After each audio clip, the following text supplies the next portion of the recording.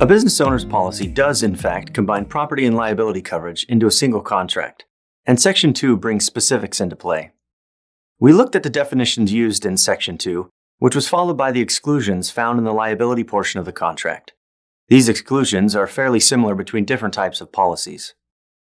War, intentional acts, nuclear explosions, and other loss exposures are specifically excluded by these contracts, and the policy form has its own set of unique exclusions.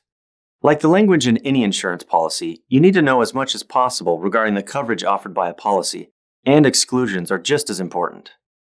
The lesson continued by examining the medical expenses section of the policy, and like medical payments, this coverage pays for others who may have been hurt due to an accident.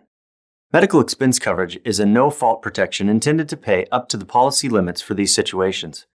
We also included information regarding exclusions found in that part of the policy. For the most part, they're identical to those found in medical payments coverage. The last portion of this section detailed the different extensions of coverage granted within a business owner's policy, and these extensions of coverage can provide important protection for the named insured and other insureds at the place of business. As we continue, we'll study conditions that affect both the named insured and the insurance company. Basically, conditions are nothing more than an if this, then what scenario.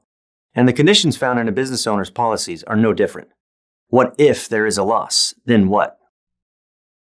Here's a general example. In a loss, the insured must notify the insurance company as soon as possible, typically referred to as prompt notification. Law enforcement must be notified if the law has been broken, and the named insured must cooperate fully with the claim investigation. The conditions in the BOP include these, as well as other conditions that you should know.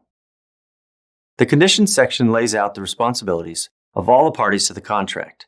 They primarily affect the insured side of things: loss conditions, cancellation conditions, audit conditions, and others. There are conditions that apply to the insurance company as well, such as how losses are required to be paid.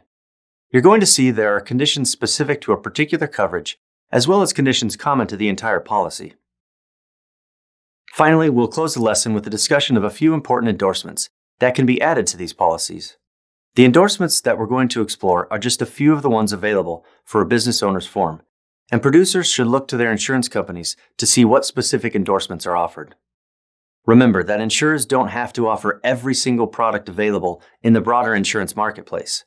However, if a company decides to sell a product, an endorsement, or additional optional coverage, it must follow the rules of the state in which the product is sold.